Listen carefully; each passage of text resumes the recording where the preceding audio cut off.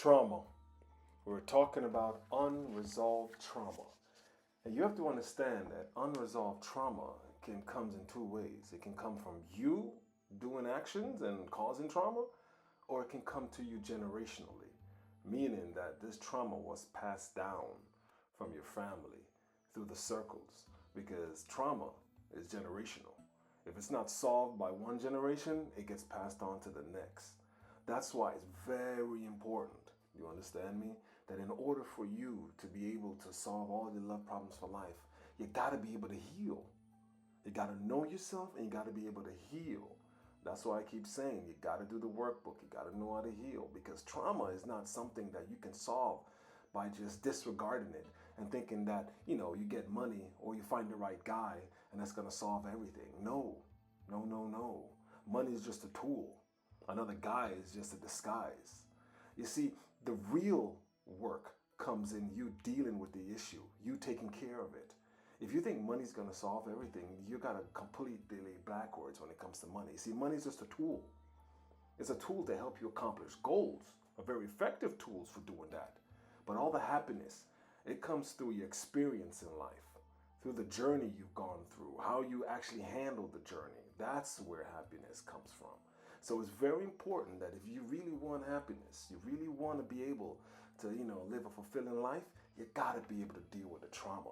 You got to be able to look yourself in the mirror. You got to be able to take care of the issues that, maybe you caused it or maybe your family caused it. But whatever the issue is, it needs to be taken care of. Okay, now watch this video. It will explain a lot. All right, we'll talk later. Did you ever wonder if there's anything more to the human than this physical body that we have? Well, it's real interesting, because if we go back in history, they talk about something called spirit and energy and an invisible force that seems to be controlling who and what we really are. Quantum physics emphasizes that the universe is not really split into two realms, a material realm and an energetic realm. Quantum physics reveals that everything is made out of energy. What we perceive as matter is actually an illusion of energy and light, that there is nothing physical. What do you mean? I said, well, first of all, a very simple fact.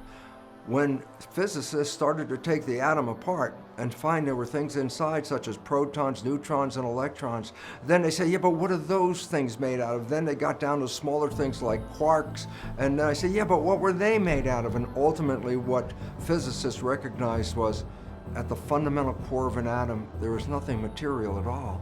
It's an energy vortex. It's a powerful energy field, and that all atoms are these energy fields. And the significance about that is, well, atoms make up humans. And so by definition, we perceive ourselves as physical structures, but according to quantum physics, we're energy vortices. Imagine a cell as a television set, and that the environmental signal, like a broadcast, is being picked up by the antennas on that television set. And therefore, the cell responds to that broadcast. Well, guess what? Everyone has a different set of antennas, so by definition, everyone is receiving a different broadcast field. Field, yeah, that's what physicists refer to as the energy in which we live. So all of us are in a field, but each one of us actually receives a very precise and specific part of that field, different than everybody else. No two people share the same self-receptors. That's why we just can't exchange cells, organs, and tissues with each other. Now comes an interesting part. If the cell is like a television receiving a broadcast, then consider this. What happens if you're watching your TV and it breaks? We say the TV's dead. I go, yeah.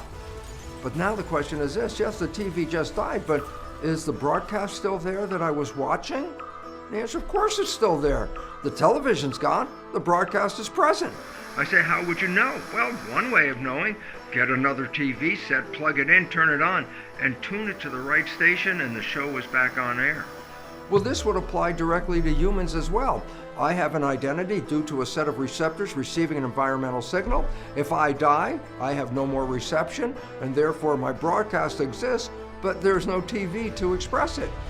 If an embryo shows up in the future with the same set of self-receptors that I have, well then guess what? I'm back online in a different TV. Does it have to be a male or female TV? Nope, that's the TV. Well, how about, is it black, white, brown, red, yellow? No, that's the TV. That's not who you are.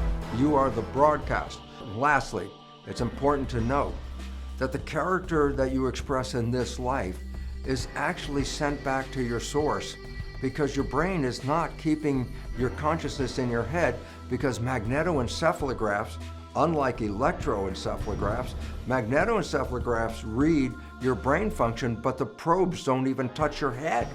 They're a very important concept right here.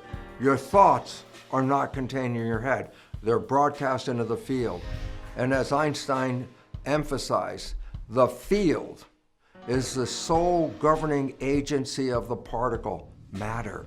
And then we put all of this together and says, your biology is an expression of this matter, but it's actually shaped by the field, a field that exists whether you're here or not. And then all of a sudden, the ancient story of spirituality now conforms to the modern day science of quantum physics.